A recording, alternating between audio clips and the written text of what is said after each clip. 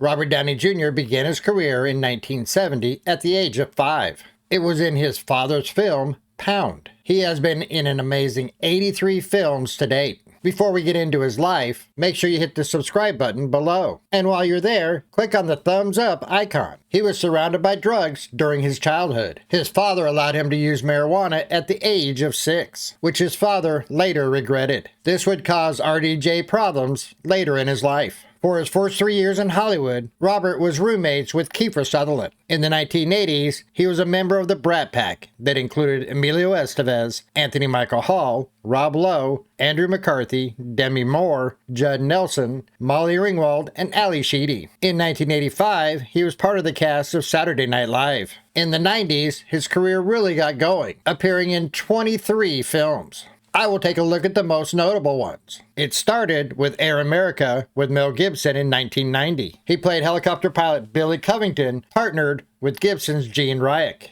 They fly missions in Laos during the Vietnam War. When they discover their aircraft is being used by government agents to smuggle heroin, they must avoid being framed as drug smugglers. The film was adapted from Christopher Robin's nonfiction book chronicling the CIA-financed airline to transport weapons and supplies in Cambodia, Laos, and South Vietnam during the Vietnam War. The next film to highlight is Chaplin in 1992. The cast included Marissa Tomei, Dan Aykroyd, Penelope Ann Miller, and Kevin Kline. RDJ was nominated for an Academy Award for Best Actor, but did not win. He later stated it was a good thing that he didn't win because he would not have handled the pressure at the time. In 1998, he played Special Agent John Royce in U.S. Marshals. He co-starred with Tommy Lee Jones and Wesley Snipes. The film is a sequel to the 1993 movie The Fugitive with Harrison Ford. It centers on U.S. Deputy Marshal Sam Gerard, played by Jones. Gerard and his team, which includes Royce, are pursuing another fugitive, Mark Sheridan, played by Snipes. He attempts to escape government officials following an international conspiracy. The movie grossed $102 million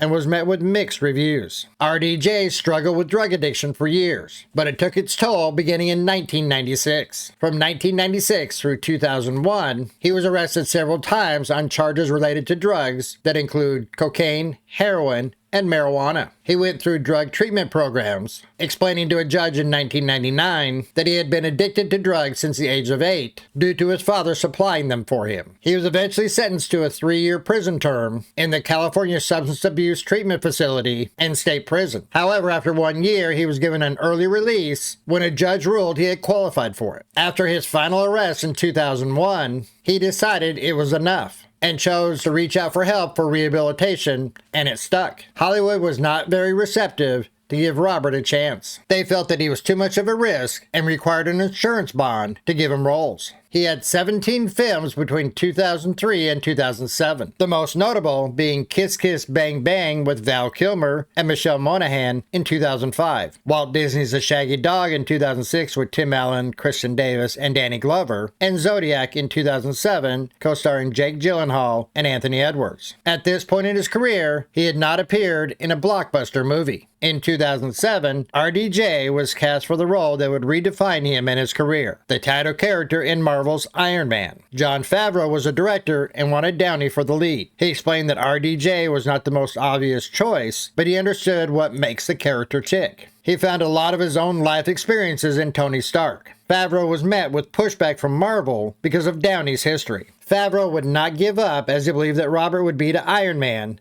what Johnny Depp was to the Pirates of the Caribbean franchise. As we all know now, this turned out to be the best choice as his portrayal of Tony Stark was perfect. He embodied the character and was the catalyst of the MCU to become what it has. For the role, RDJ had to gain more than 20 pounds of muscle in 5 months to look like he had the power to forge iron. I think we'll all agree that no one else could have made this character what it became. RDJ became the godfather of the MCU and helped recruit some of the actors for future roles within the franchise. He went on to star in 9 more films over 11 years in the MCU. There were even a few cameos thrown in a couple of others. His final film for the character was in Avengers Endgame. Tony sacrifices his life to save the universe. And I am Iron Man.